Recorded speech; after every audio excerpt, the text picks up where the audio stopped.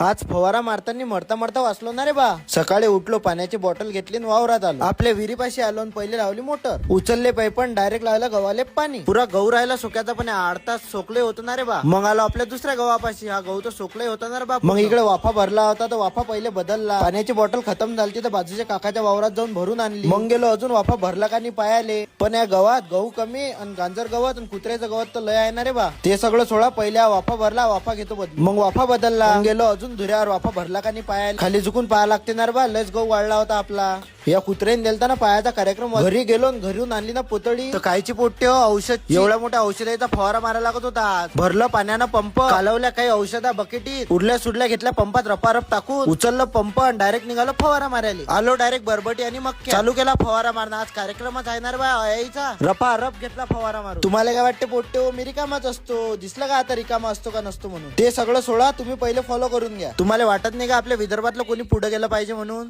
वाटत असेल तर ते खालचं फॉलोचं बटन लवकर दाबून द्या. हा तेच खालचं. आजच्यासाठी एवढंच. भेटू मग पुढच्या व्हिडिओ मध्ये. तोपर्यंत पोट्टे होऊन जाऊ द्या. आता थांबा. आपण तर काही मशीन बंद नव्हती केली, डायरेक्ट गव्हातून पाणी घुसलं ना रे बा बरोबर. पहिले केली जाऊन मशीन बंद होऊन जाऊ द्या पोट्टे मग.